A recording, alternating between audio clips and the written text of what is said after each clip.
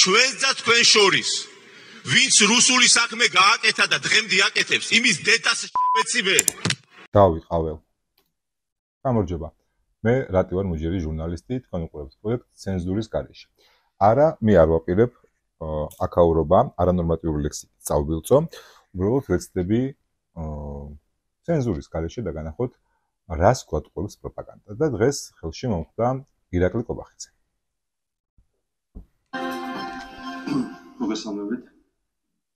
პარტიის თავმჯდომარის რანგში მინდა გაგაცნოთ ქართული ოცნების პოლიტიკური საბჭოს შემდეგი განცხადება.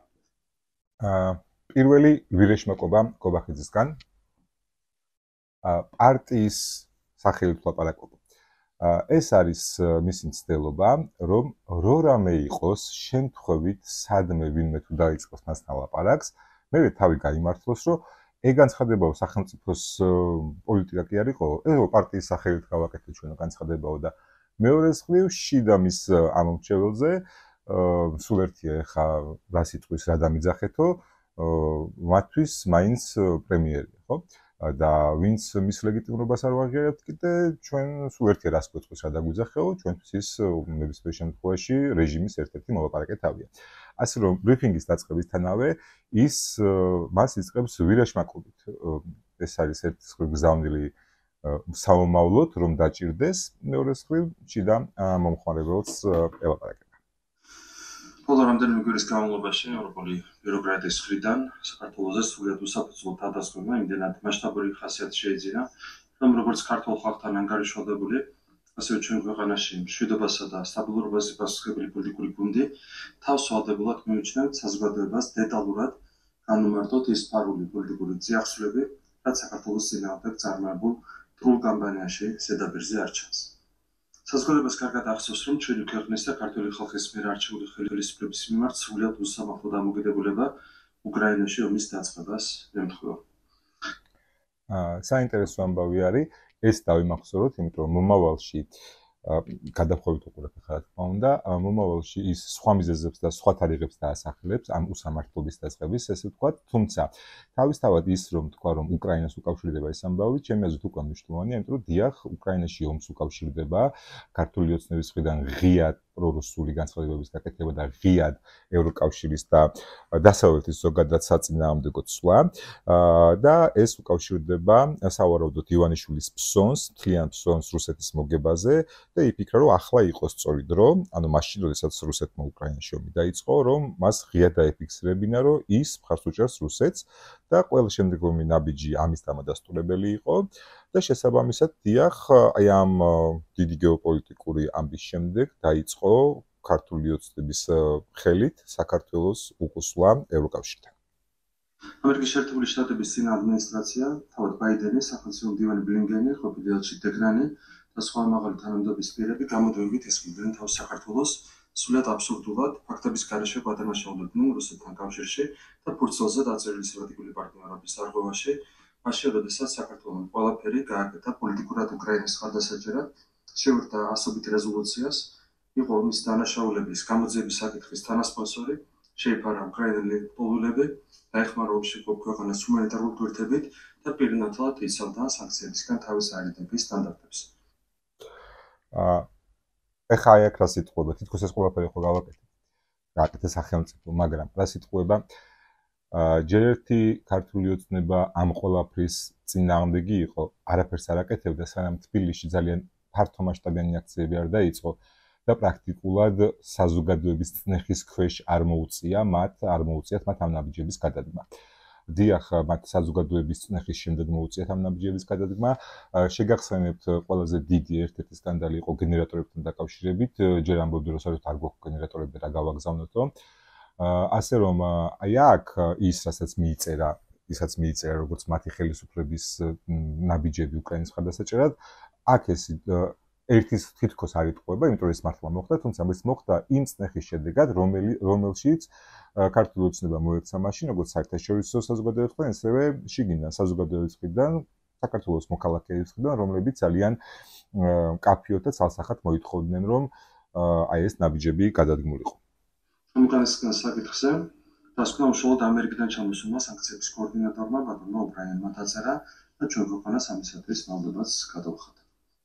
ანუ ის რაც გააკეთეს, დაინახეს და დაუფასეს და შესაბამისად იმის მტკიცება რომ ჩვენ რაღაცას გვაძალებდა აბსურდია, თუ კი შენ მეგობრულ ნაბიჯებს დგამ, ამას ყველა ხედავს და ამას გიფასებენ, როგორც თავად ამბობს, მადლობაც კი გადაგვიხადეს. ამ ფონზე ჩვენ საჯაროდ გავხსენით დისკუსია და დავსვით რიტორიკული შეკითხვა. მაშინ რა არ გააკეთა საქართველოს ისეთი, რის გამოც გამოდებული შანტაჟის ქვეშ ვიყავით. და აი, მივედით თავარ საკითხს. რა არ გააკეთა კი არა, რა გააკეთა. აი ეს იყო პრობლემა. რა გააკეთა? პირველი, აბსოლუტურად არამეგობრული რიტორიკა და ხმამაღლა განცხადებები, რომ უკრაინელი ხალხი გაიწირება, რომ ეს უაზრო ომია, რომ არ აქვს ნაოდენობის გაწევას აზრი. შემდეგი რა გააკეთა? გახსნა პირდაპირი ფრენები რუსეთთან, რომელიც შეგახსენეთ, რომ ეს არ იყო ჩვენი ინიციატივით შეწყვეტილი ეს ფრენები. ეს რუსეთის მცდელობა იყო თავის დროზე დავესაჯეთ, როგორც ევროპისკენ და დასავლეთისკენ მომავალი სახელმწიფო და აი ეს რუსების მიერ შეწყვეტილი ავიაფრენები რუსეთისვე მოთხოვნით აღვადგინეთ. ანუ დავექვემდებარეთ რუსეთის მოთხოვნას და თუ კი ამის პარალელურად დასავლეთი რამეს გთხოვდა, დასავლეთ რომელიც ჩვენი მეგობარია და მათ არ დავეთანხმეთ და ჩვენს წერს, ვისაც ოკუპირებული აქვს საქართველოს ტერიტორიები, ხარი დაუჭირეთ, ხელი შეუწყოთ და პირდაპირ ფრენები აღვდგინეთ, ეს არის ის ნაბიჯი, რაც გააკეთა ქართულმა ოცნებამ, თუნდაც მოლდოვასგან განსხვავებით, რის გამოც გაიზარდა წნეხი ქართულ ოცნებაზე. ეს ფრენების ადგენა შეფუთეს თითქოს რაღაცა ჰუმანიტარული ამბავი იყო და საქართველოს მოქალაქეები, რომელიც რუსეთში არიან, ისინი ისარგებლებდნენ ამით. მომავალში სტატისტიკამ გვაჩვენა, რომ მსგავს არაფერი არ მომხდარა და ამითი ისარგებლეს რუსეთის მოქალაქეებმა. გარდა ამისა, ფრენების ადგენა რუსეთს ჰუმანიტარული მიზნებით არ მოუთხოვია, იმიტომ რომ კარგად ვიცით, რომ რუსეთისთვის ადამიანი და ყველაფერი ადამიანური მეორე და მეათე ხარისხოვანია. სინამდვილეში სულ ცოტა ხანში ჩვენ დაგვეწია სენატის საშინაო უსაფრთხოების კომიტეტის ანგარიში, სადაც ეწერა, რომ საქართველოში 2021 წელს, ან ომის დაწყებამდე, მხოლოდ და მხოლოდ 375 ერთეული ჩიპი და მიკროჩიპი შემოვიდა. ხოლო ომის დაწყების შემდეგ, 2022 წელს, 13014. დაუკვირდით 375, 13014. ეხლა რამდენი პროცენტით და რამდენჯერ გაიზარდა, ეს თქვენ თვითონ გამოთვალეთ, ვინც მათემატიკა კარგად იცით, თუმცა ფაქტია, ხო, რამდენჯერ და როგორ გაიზარდა. რა მნიშვნელობა აქვს ჩიპებს და მიკროჩიპებს? ჩიპებს და მიკროჩიპებს რუსეთის სამხედრო წარმოება იყენებს შორი მანძილის რაკეტებში და ასევე სხვადასხვა სამხედრო ტექნოლოგიებში, რომლითაც შემდეგ უკრაინელ მშვიდობიან მოსახლეობას ხოცავენ.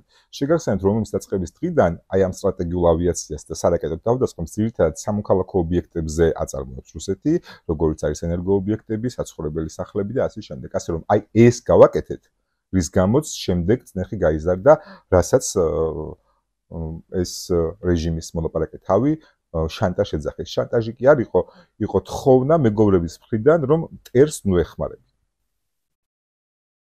პასუხი ჩვენმა პოლიტიკურმა გუნდმა და ქართულმა საზოგადოებამ მალევე თავად გასცა ამ შეკითხვას. ჩვენ არ ჩავერთეთ ომში, არ გავხსენით ქვეყანაში რუსეთის წინააღმდეგ მეორე ფრონტი, რის გამოც გლობალური ომის პარტიის იგივე დიპ სტეიტის მიერ მართულმა მაშინდელმა ადმინისტრაციამ საქართველოს დაშლა გადაწყვეტა. ის ფაქტი, რომ საქართველოსგან საომარ მოქმედებებში ჩართვას ითხოვდნენ უკრაინაში ომის დაწყების დღიდან, მალევე გასცა კულუარებს და დახურულ კარს მიღმა მინიშნებებს, როდესაც კონკრეტულმა უკრაინელმა მაღალჩინოსნებმა საქართველოს მეორე ფრონტის გახსნა პირდაპირ მოსთხოვეს. დანილოვი, პოდოლიაკი, გონჩარენკო და სხვები პირდაპირ საუბრობდნენ ჩვენ ქვეყანაში მეორე ფრონტის აუცილებლობაზე. გლობალური ომის პარტიის მითითებების და მეორე ფრონტის გახსნის შეუსრულებლობა, რომ საქართველოს ხელისუფლებისთვის პრობლემებს მოიტანდა, ეს თავდაპირველად ბაიდენის ადმინისტრაციის რიტორიკაში პირდაპირ ისმინებოდა, ხოლო შემდეგ მედებაზეც გადავიდნენ. დაიწყეს დაუსაბუთებელი სანქციების დაწესება, დემონსტრაციულად დღემდე გაურკვეველი მიზეზებით გაუქმეს საქართველოსთან გაფორმებული სტრატეგიული პარტნიორობის შეთანხმება და ბოლოს ქართული ოცნების დამფუძნებელი და საპატიო თავმჯდომარე ბიძინა ემელიშვილი ასევე უსაფუძვლოდ ფაქტების გარეშე რუსეთთან კავშირში დაადანაშაულეს და სანქციები დაუწესეს. ყვილების მთელი კასკადი. ის პატივცემულები უკრაინელები, დიახ, ზოგი სახელმწიფოს წარმომადგენელი იყო, ზოგი ოპოზიციის, მათ მსგავსი შინაარსის განცხადებები გაკეთებული აქვს, არა მხოლოდ საქართველოზე, ყველა შესაძლო ქვეყანაზე, სადაც რუსული ჩეკმა დგას. და ეს ომში მყოფი ქვეყნის პოლიტიკოსებიდან პოლიტიკური განცხადებებს არ გაცდენია, შეგახსენებთ, რომ მოლდოვაში საქართველოს მსგავსად არის ტერიტორია, სადაც რუსული სამხედრო ძალა დგას, დნესტრისპირეთი. და სხვათა შორის მოლდოველი პრორუსი პოლიტიკოსებიც მუდმივად იმაზე აპელირებდნენ, რომ თუ კი სანდუ დარჩება ხელისუფლებაში, მოლდოვას პრეზიდენტი, მაშინ მოლდოვაში მეორე ფრონტი გაიხსნება, მაგრამ ჩვენ ნახეთ, რომ სანდუ დარჩა ხელისუფლებაში და არანაირი მეორე ფრონტი არ გაიხსნა. ასე რომ ბატონი კობახიძე კნარად ტყუის, როდესაც ამბობს, რომ თითქოს ჩვენ ვინმე გთხოვდა მეორე ფრონტის გახსნას, არავინ არ გთხოვდა მეორე ფრონტის გახსნას, სად არის აქ ლოგიკა? თუ კი ეს მეორე ფრონტი გაიხსნებოდა, ჩვენ ხომ დაგჭირდებოდა ასევე დასავლური დახმარება. და ეს დასავლური დახმარება უკრაინისთვისაც კი არ იყო საკმარისი. შესაბამისად, არც ერთ მსგავსი შინაარსის განცხადება ჩვენ ქართული ოცნების წარმომადგენლების გარდა სხვასგან არავისგან არ მოგვისმენია, როგორც გითხარით, ომში ყოფი ქვეყნის პოლიტიკოსების გარდა, ანუ ის, ვისაც ეს ახალგაზრდა, თუ არც ისე ახალგაზრდა Deep State და გლობალური ომის პარტიას უწოდებს, მათ, ანუ ევროპელებს, ამერიკელებს მსგავსი განცხადება არ გაუკეთებიათ, პირიქით ისინი მუდმივად ამბობდნენ, რომ აუცილებელია საქართველოში სტაბილურობა და ეს სტაბილურობა პირველ რიგში პოლიტიკურ სტაბილურობას გულისხმობს და პოლიტიკური სტაბილურობისთვის აუცილებელია ლეგიტიმური ხელისუფლება. რაც შეეხება იმას, რომ თითქოს უსაფუძვლოდ დაასანქცირეს ივანიშვილი, ესეც ტყუილი არის. ივანიშვილის დასანქცირება მოყვა რამდენიმე თხოვნის არ გათვალისწინებას და ეს თხოვნები ძირითადად შეეხებოდა ანტიამერიკული რიტორიკის შეწყვეტას, რომელიც თვითონ ივანიშვილმა აი იმ დიდ სხდომაზე, ბოდიში სხდომაზე კი არა, მიტინგზე, ჯერ ხელისუფლება რომ მიტინგს აწყობს ცოტა უცნაურია, მაგრამ კაი ბატონო, რაღაც არჩევნები მოდიოდა და რაღაც ძალის დემონსტრირება სჭირდებოდათ და ხალხი რო შეკრიბეს რუსთაველზე მთელი საქართველოს და რო ჩამოიყვანეს მარშრუტკებით ადმინისტრაციული რესურსის ზოგი ძალით, ზოგი ნებით, ზოგი ფულის გადახდით და აი იქ რომ გამოვიდა, იქ თვითონ ივანიშვილმა დაიწყო ანტიამერიკული რიტორიკა და იქიდან იწყება მკვეთრად ანტიამერიკული განცხადებები. თუ კი მანამდე რაღაც ზოგადად Deep State-ზე ლაპარაკობდნენ, იქ გაჟღერდა სწორად ანტიამერიკული რიტორიკები. შემდეგ ამას მოყვა მთელი რიგი კანონმდებლობისა, კანონების თელის კასკადი მოყვა, რომელზეც დასავლეთი გვეუბნებოდა, რომ არ მიგვეღო, იმიტომ რომ ეს გააუარესებდა მდგომარეობას ქვეყნის შიგნით, გააუარესებდა ადამიანის უფლებების მდგომარეობას და შექმნიდა არასტაბილურ გარემოს საქართველოში. ეს იყო მთელი არსი აი ამ თხოვნების, რომელიც დასავლეთიდან მოდიოდა. და აი ამის არ გათვალისწინებით უკვე მივედით ივანიშვილის დასანქცირებამდე. თუმცა ივანიშვილს ძალიან ბევრი შანსი მიცეს.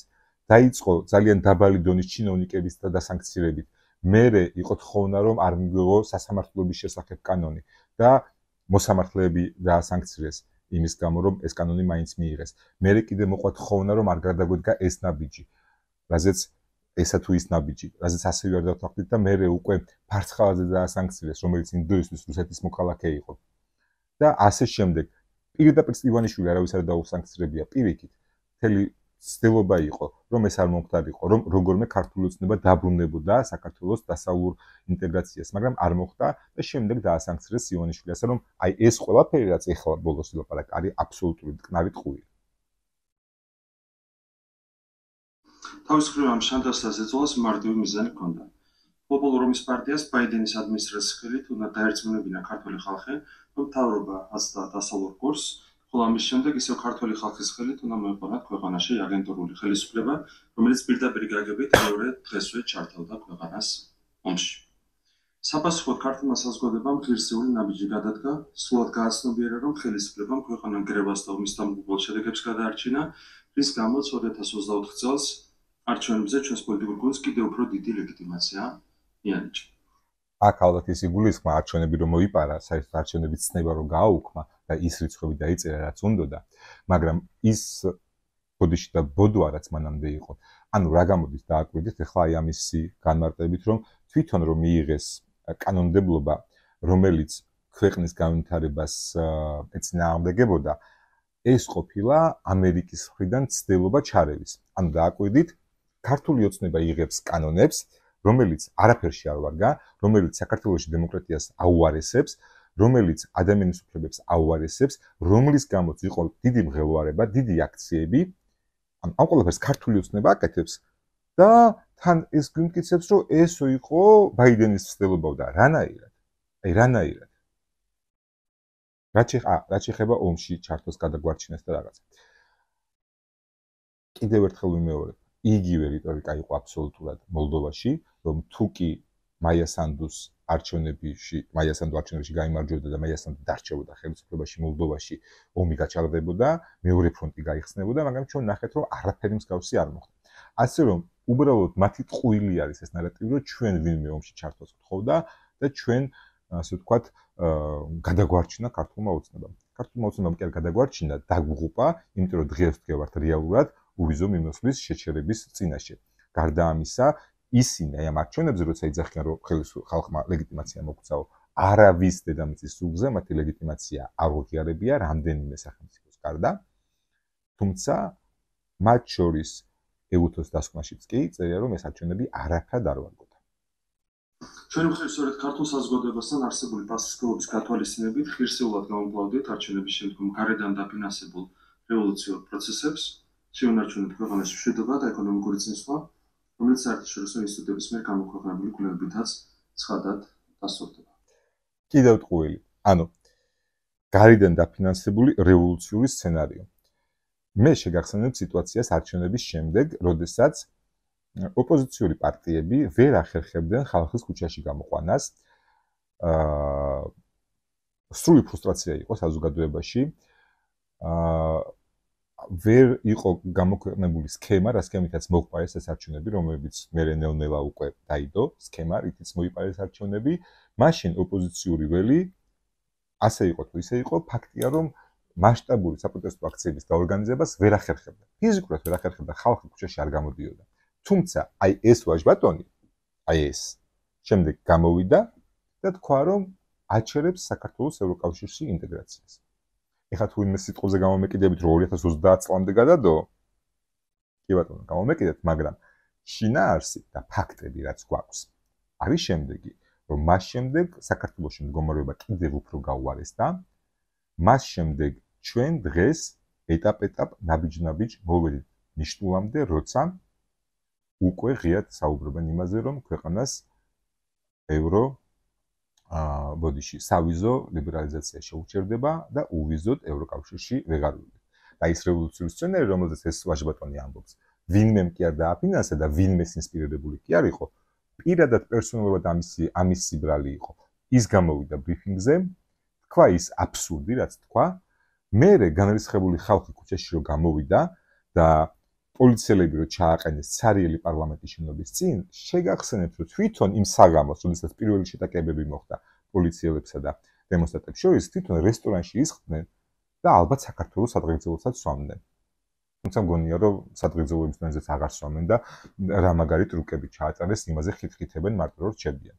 ასე რომ კიდევ ერთხელ აბსურდი არის, რა დაფინანსებული, რა გარედან ინსპირირებული თვითონ აი მან გააკეთა განცხადება, რასაც მოყვა ის სასტიკი დარბევები და ძალის გადამეტება. ძალის გადამეტებაზე სხვათა შორის შეგახსენებთ, რომ გავრილოვის ღამეს აი ეს ხალხი, აი ესენი ამბობდნენ, რომ არანაირი ძალის გადამეტება არ ყოფილა, რომ ისე იმოქმედა სახელმწიფომ როგორც უნდა იმოქმედა და გავიდა წლები და დღეს გავრილოვის ღამეს იზიებენ მათ შორის იმ ნაწილში, რომ პოლიციამ ძალას გადაამეტა.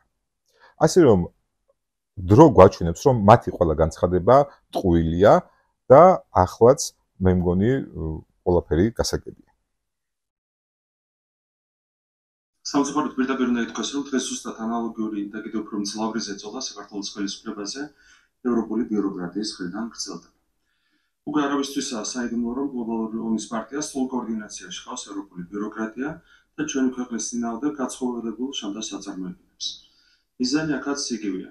როგორმე მოახერხონ და საზოგადოება ხელისუფლებას დაუპირისპირონ, ქართული ხალხის ხელით ნებისმიერი მეთოდით ჩამოაშორონ მმართველობას ჩვენი პოლიტიკური გუნდი, რომელიც გლობალურ ომის პარტიას რუსეთის წინააღმდეგ მეორე ფრონტის გასახსნელად არ გამოადგება. სანაცვლოდ მათ მიერ მართული აგენტურა მოიყვანა ქვეყნის სათავეში, ჩვენგან განსხვავებით რადიკალური ოპოზიცია მზადაა შეასრულოს გარედან წამოსული ნებისმიერი დავალება, მათ შორის მთავარი ქვეყნის ომში ჩართვა. სწორედ ხელისუფლების ცვლილებას და ოპოზიციის ხარდაჭერას ემსახურება ყველა ის პროვოკაციული ნაბიჯი, რომელსაც გლობალური ომის პარტიის მიერ მართული ევროპული ბიუროკრატია საქართველოს წინააღმდეგ დგამს. მხოლოდ ბოლო რამდენიმე კვირის განმავლობაში ევროპარლამენტმა მიიღო მე-7 რეზოლუცია ჩვენი ქვეყნისა და ხალხის წინააღმდეგ და რადიკალური ოპოზიციის ხარდასაჭერად. საგარეო საქმეთა მინისტრებმა გამოაქვეყნეს ერთობლივი წერილი, რომელშიც ვიზო მიმოსვლის შეჩერებით გვემუქრებიან. ბრიუსელში სამჯერ გაიმართა მშენებლობა საქართველოს საკითხზე, სადაც სანქციების დაწესებას და თავისუფალი სავაჭრო ურთიერთობების გაუქმებას განიხილავდნენ. ბოლოს კი ევროკომისიამ გამოაგზავნა წერილი და მთავრობას უყენებს პირობებს, მათ შორის ითხოვს გამჭვირვალობისა და ოჯახური ღირებულებების დაცვის კანონების გაუქმებას, წინააღმდეგ შემთხვევაში კი ვიზო მიმოსვლის გაუქმებით იმუქრება. ლოგიკურად ჩდება კითხვა. რა საერთო შეიძლება ქონდეს გამჭვირვალობის ან ოჯახური ღირებულებების დაცვის კანონს ვიზა ლიბერალიზაციასთან. ცხადია, ამ ორ საკითხს ერთმანეთთან არავითარი კავშირი არ აქვს, მაგრამ გლობალური ომის პარტიის მიერ კოორდინირებული ევრობიუროკრატია ცდილობს რაიმე საფესაფუძველი მოუძებნოს მისი ხელით წარმოებულ შანტაჟს და ზეწოლას. აი ისე ყვილების კასკადი და სიტყვებით ჟონგლიორობა. ესე იგი, თურმე როდესაც ევროკავშირი გეუბნება, რომ შენი კანონმდებლობა აუცილებლად უნდა შეესაბამებო ჩემს კანონმდებლობას, ეს ყოფილა შანტაჟი. მე შეგახსენებთ, რომ აი ეს ვაჟბატონები პირველად როცა გაჩნდა საფრთხე, რომ შეიძლება გარკვეული სექტორული სანქციები ყოფილიყო, იმ დროიდან იძახდნენ, რომ არანაირი სანქციები არ იქნება, რომ ეს ბლეფია, რომ იტყუებიან. შემდეგ, როდესაც სანქციები დაიწყო, იძახდნენ, რომ სანქციები არაფერი არ არის დიდი ამბავი, ზოგიერთ ალაზანზე შეფრთხილებული ხოხბებიც კი ურჩევნია თურმე დასავლეთში ინტეგრაციას. და ეხლა რა სიტყვება იმასთან დაკავშირებით, თუ რას გთხოვს ჩვენ ევროკავშირიდან, რა უნდათ ჩვენგან რეალურად რა. რასაც ეს ამბობს, მართლა არაფერი შუაში არ არის რა. ამაში მართალია, რაც მან დაასახელა, ის არაფერი შუაში არ არის. მაია კალასის, ასე ვთქვათ, განცხადებიდან ნაწყვეტები, რას ითხოვენ ჩვენგან საქართველოსგან, სახელმწიფოსგან. შეწყდეს რეპრესიები არასამთავრობო სექტორის, ოპოზიციისა და დამოუკიდებელი მედიის მიმართ, გათავისუფლდეს პოლიტიკურად მოტივირებული ბრალდებებით დაკავებული პირები, გაუქმდეს რეპრესიული კანონები, განსაკუთრებით უცხოური გავლენის შესახებ და მედიის შეზღუდვებთან დაკავშირებული და არა ოჯახის სიწმინდე, რასაც ეს იძახის, აღდგეს სასამართლოს დამოუკიდებლობა, მათ შორის სასამართლო სისტემის პოლიტიზირებული გადაწყვეტილებების გადახედვით, შეიქმნას სამართლიანი და გამჭვირვალე არჩევნების პირობები და დაცული იქნას ძირითადი დემოკრატიული სტანდარტები. აი, თქვენ ახლა დაფიქრდით და რას არ ეთანხმებით აქედან? აი, ამ ხოვნის თუ მოთხოვნის თუ წინადადებების შესრულებით რატომ ჩაერთვება საქართველოს ომში? ანუ, აი, სად კითხულობთ აქ თითქოს ვინმე ითხოვს, რომ საქართველოს ომში ჩაერთოს, რომ თითქოს ვინმე ითხოვს, რომ ქალი აღარ იყოს და კაცი აღარ იყოს, რომ თითქოს რაღაცა ეროვნული ინტერესების წინააღმდეგ და სუვერენიტეტის წინააღმდეგ გთხოვენ წასვლას. აი, რომელი პუნქტია აქედან, რაც მე ჩამოვთვალე ახლა და რაც მარია კალასმა თვითონ განაცხადა, რაც გამოგზავნილი არის შესასრულებლად, აი, რა არის აქედან ისეთი, რაც ჩვენ ომში ჩაგვიერთებს, ან ქართველობას წაგვიერთებს. ეს უკვე აშკარაა, რომ არასდროს შესუსტა საქართველოს მიმართ რუსეთ-უკრაინის ომში მონაწილეობის მოთხოვნილება, არამედ ის კიდევ უფრო ძლიერდება. ამისთვის მისაღწევად კი, როგორც აღნიშნეთ, გლობალური ომის პარტია ევროკავშირის სტრუქტურებს და ცალკეულ ბიუროკრატებს იყენებს. კიდევ ერთხელ მკაფიოდ უნდა უთხრათ საზოგადოებას. საქართველოში მეორე ფრონტის გახსნის სურვილი იმდენად დიდია, რომ გლობალური ომის პარტიამ მთელი ევროპული ბიუროკრატია საქართველოსზე თავდასხმის რეჟიმში გადააწყო, ხოლო ფერკეტად ვიზო მიმოსვლის გაუქმებას მათ ხელში დარჩენილ ბოლო გოზერს განიხილავს.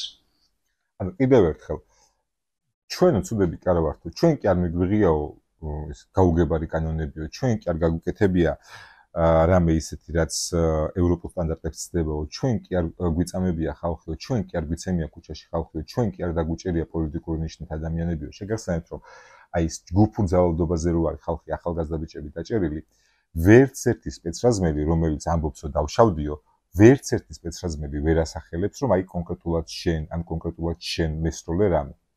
ვიდეო მტკიცებულებები, რომელიც მოაქვთ, ჟესტიკულაციით ჩანს, რომ იგინებითო და გინება თუ ჯგუფური ძალადობის დაორგანიზება იყო, არ ვიცი. განა ის არის, რომ ჟურნალისტი სილის გაწმის გამო დაიჭრეს და 7 წლით ემუქრებიან. ანუ ეს ყველაფერი ამათ კი არ გაუკეთებიათ. არა, რაღაცეებს ისინი იგონებენ იქ და ამეთი აშანტაჟებენ. ჩვენი ქვეყნის ომში ჩართვის სურვილები ფიქრობენ, რომ თუ ევროკავშირთან უვიოზო მიმოსვლას თუნდაც მოგონილი საფუძვლით გააუქმებენ, საზოგადოებაში ამას იმდონის ხელვარება მოყვება, რაც საბოლოოდ ხელისუფლების თანხმობით და ქვეყნის სათავეში აგენტურის მოყვანით დასრულდება. რაც შეეხება ომის საფრთხეს. სანამ ომის საფრთხეზე გადავალთ, ანუ იმდენად არიან ჩაციკულები იმაზე, რომ ხელისუფლებაში იყვნენ, ეხლა აგრძელებენ აი ამდენ წლიან ნარატივს, ამდენ წლიან ტყუილს და პროპაგანდას, ოღონდ უვიზოს შეჩერებაც გადაყლაპოს საზოგადოებამ, ოღონდ უვიზოს შეჩერებითაც შეჩერების მიუხედავად ისევ ხელისუფლებაში დარჩენ, რომ მთელი კამპანია დაიწყეს ისევ აი ამ ცრუვი ინფორმაციის, დეზინფორმაციის და პროპაგანდის, რომელიც უბრალოდ ხელის კუძზე დევს და თუ იმას დანახვა უნდა ძალიან მარტივი დასანახია. არავითარი ღრმა ანალიზი არ შეიძლება იმის დანახვას, რომ ეს საფრთხე არსად წასულა. გლობალური ომის პარტია ყველაფერს აკეთებს, რომ უკრაინის საკითხი თავიდან ბოლომდე ევროპის კისერზე ჩამოკიდოს, რითაც ეს ხდება ორი კურდღელი დაიჭიროს. ანუ ეხლა ტრამპმა რომ მიიღო გადაწყვეტილება, რომ უკრაინაში გასაგზავნ ამერიკული იარაღს ევროპა იყიდის, ამას ფუთავს როგორც Deep State-ის მხრიდან ევროპაზე ისრების გადმოტანას და პრაქტიკულად ამბობს, რომ ტრამპი არის Deep State. ერთულად დაანგრიოს ევროპაც და რუსეთიც. გეგმაში გასახლებულში მეორე ფრონტის გახსნის აუცილებლობა ზუსტად ისეთივე აქტუალურია, როგორც ეს ომის დაწყების მომენტში იყო. პრომეტი მოიცა ვერ გავიგე ხა. თუ ევროპაში იხსნება მეორე ფრონტი და თუ ევროპა აპირებს, რომ რუსეთს შეუტიოს და ამითი თავის-თავის დაინგრიოს, მაშინ ხა საქართველოს ვიღას დაკარგვია. ანუ თუ ამ ხელა ევროპა აპირებს, რომ მეორე ფრონტი გახსნას, ჩვენი თემა აქტუალური რატო არის? შესაძლოა ეს საკითხი ახლა კიდევ უფრო პრინციპულია გლობალური ომის პარტიისთვის. დღეს ევროკავშირის წევრი ქვეყნების ხელმძღვანელთა მხრიდან იმდენად მძაფრია ომის რიტორიკა, რომ საომარ დაპირისპირებას არათუ დასასრული არ ჩანს, ყველაფერი კეთდება მისი გახალისებისთვის. აი, აღმოთქვა ის, რაც მართლა აწუხებს კობახიძესაც და ივანიშვილსაც და ყველა რუსეთუნეს, რომ აი რით ვერ დამთავრდა ეს ომი, რით ვერ გატყდა ეს უკრაინა, რატომ იბრძვის უკრაინა ამდენს, რატო ეხმარება დასავლეთი უკრაინას, რომ ეს ომი არ დამთავრდეს. აი რა მოხდება, რომ დანებდეს უკრაინა და მიაღწიოს პუტინმა თავის შედეგებს. აი რა მოხდება? აი ეს აწუხებთ რეალურად, ეს უნდათ რომ ომი დამთავრდეს, უკრაინა დანებდეს. რატომ უნდათ? იმიტომ უნდათ რომ ფსონი რუსეთზე აქვს დადებული და მე ყველაფერს გააправებენ, თქვენ გეტყვიან რომ აი ხო ვამბობდით.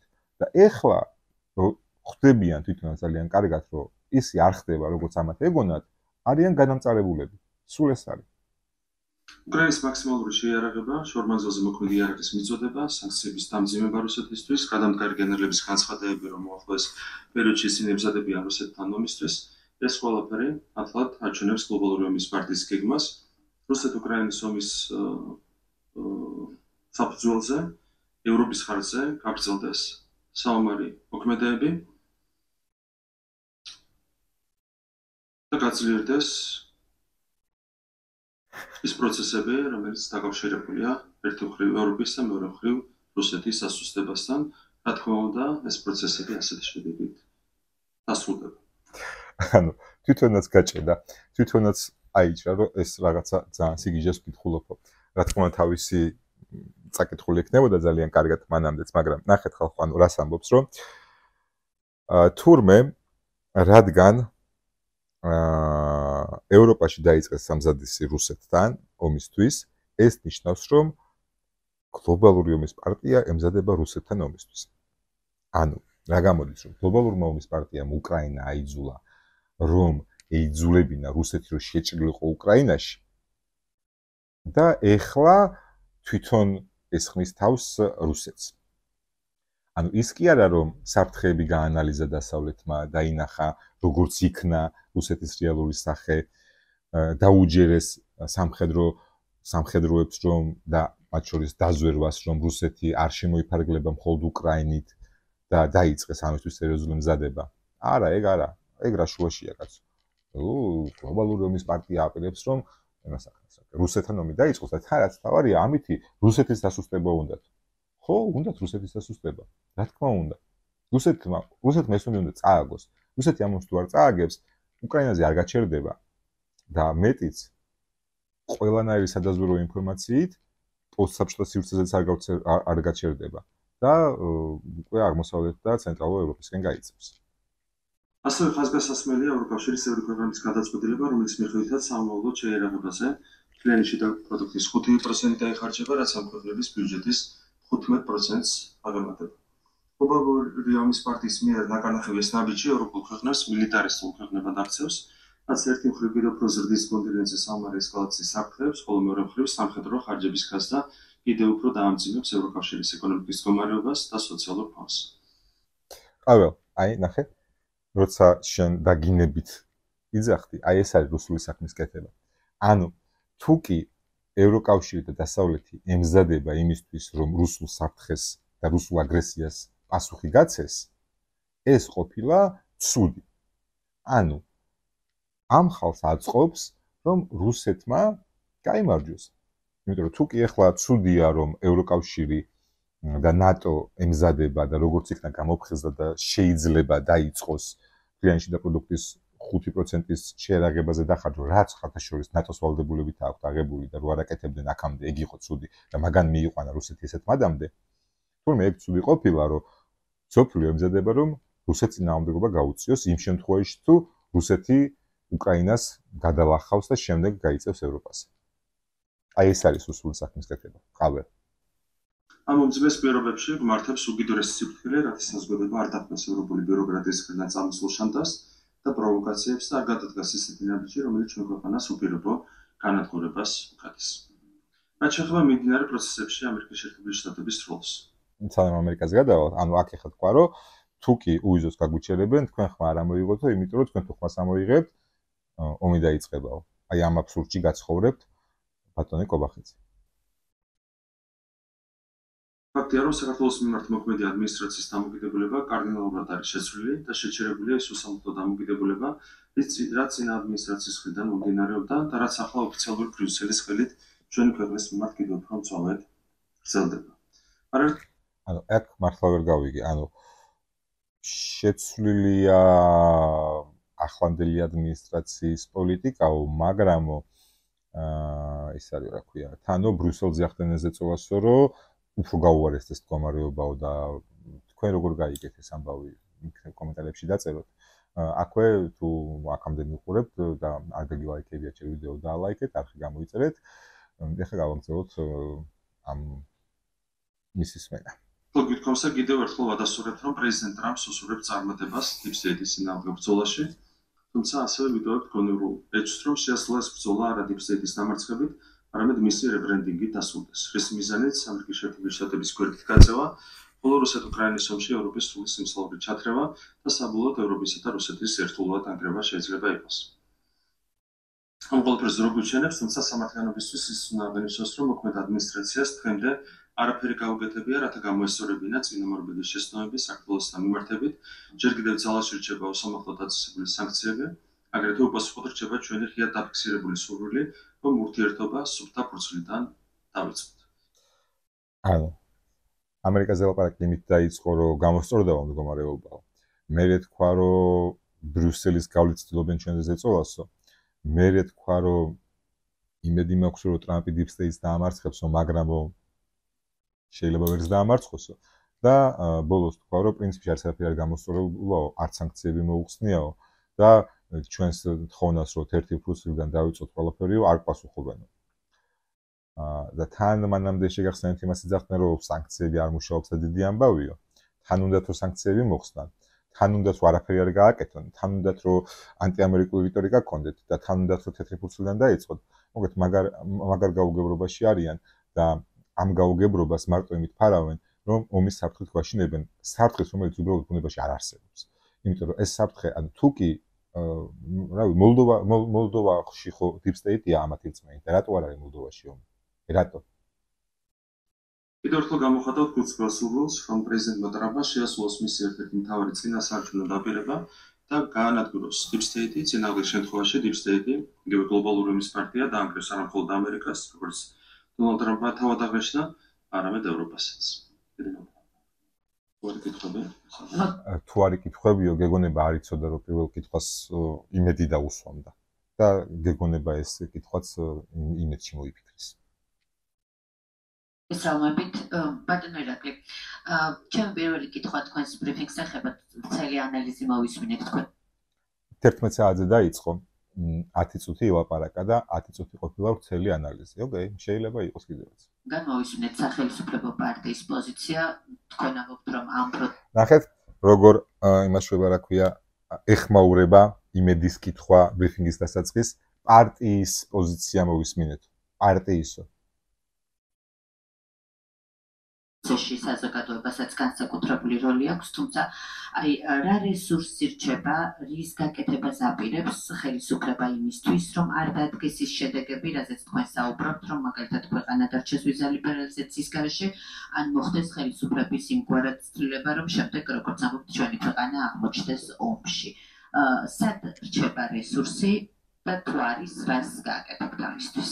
ჩვენ ყველა ნაბიჯისთვის ვართ მზად, გარდა იმ ნაბიჯებისა, რომლებიც დაკავშირებულია საქართველოში მშვიდობისა და სტაბილურობის დარღვევასთან.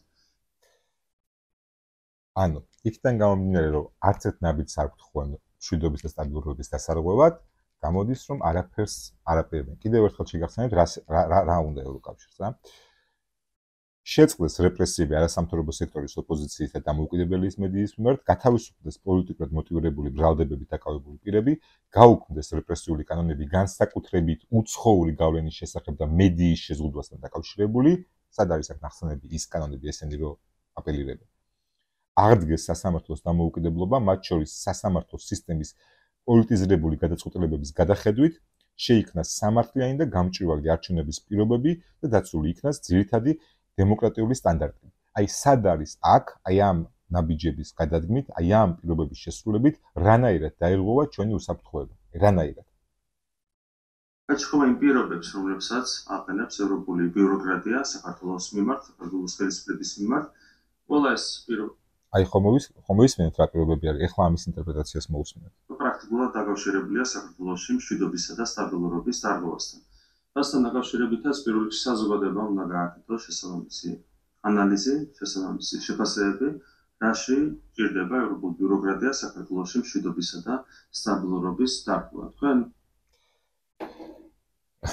ხო, საზოგადოებამ უნდა გააკეთოს ანალიზი, მართალია ამაში, კობახიძე, და ნახოს სად არის შავი და სად არის თეთრი. გააკეთოს ანალიზი და მიხვდეს, რომ ქართული ოცნება ქვეყანას არაფერს კარგს არ უპირებს. ჩვენ როგორც ჩანს სამწუხაროდ უიზო მიმოსვლას დავკარგავთ და ამითი კიდევ უფრო დაუახლოვდებით რუსეთის ორბიტას. ამითი ჩვენ დავკარგავთ რეალურად სუვერენიტეტს. ჩვენ დავკარგავთ უსაფრთხოებას. იმიტომ რომ ჩვენი უსაფრთხოების და სუვერენიტეტის გარანტორი დასავლეთია. შეგახსენებთ, რომ რუსეთს აქვს ჩვენი ტერიტორიული მთლიანობა და სუვერენიტეტი დარღვეული. და შესაბამისად, უიზო მიმოსვლა არ არის მხოლოდ ის, რასაც ქართული ოცნება წარმოგვიდგენს და თითქოს რა მოხდა მე რიგში დადგები, ფულს გადაიხდი და ვიზას აიღე. ჯერ ერთი ვიზას ყველა ვერ იღებდა საქართველოში. ვიზის აღება სჭირდებოდა შემოსავლების დადასტურება და თქვენ შემოსავალი გაგეზარდათ? ხო არ გავღარიბდით შემთხვევით, კიდევ უფრო ვიდრე ვიყავით. სჭირდება სამუშაო ცნობა და თქვენ დასაქმებული ხართ? და ამის გარდა ეს საბუთები რომც სრულ წესრიგში კონდეს, შეიძლება კონსულს უბრალოდ სულ ხასიათზე იყოს გაგვიზებული. კი, სამწუხაროდ ესია. და თქვენ ერთი წლის შემდეგ რო გეგმავთ ხოლმე იაფი ფრენებით მოგზაურობას და იაფი ფრენა იმიტომ არის რომ ერთი წლის შემდეგ არის. იგივე გარანტირებულები იქნებით რომ ვიზას აიღებთ, რაღაცა კონცერტი რომ დაინიშნება, რომელიც მოგწონს და რომ გვინდა რომ წავიდეთ. არ ვიცი. მოცემულობა ასეთი არის. ამ რიტორიკით როგორც ჩანს, არაფრის გაკეთებას ქართული ოცნება არ აპირებს. შესაბამისად, როგორც ჩანს, სამწუხაროდ გუიზო მიმოსვლას გაგუჩენებთ. დღეისთვის სულ ეს იყო. მადლობა რომ აქამდე ვიყურებდით. კიდევ ერთხელ გთხოვთ რომ გამოიწვიოთ არხი და ლაიქოთ ვიდეო, გაუზიაროთ თქვენს ნაცნობებს. მომავალ შეხვედრამდე, სადაც კიდევ რომელიმე პროპაგანდისტი რამე აბსურდს იტყვის და ვეცდები გაჩვენოთ ცენზურის გარეშე თუ რას გვატყუებს პროპაგანდა.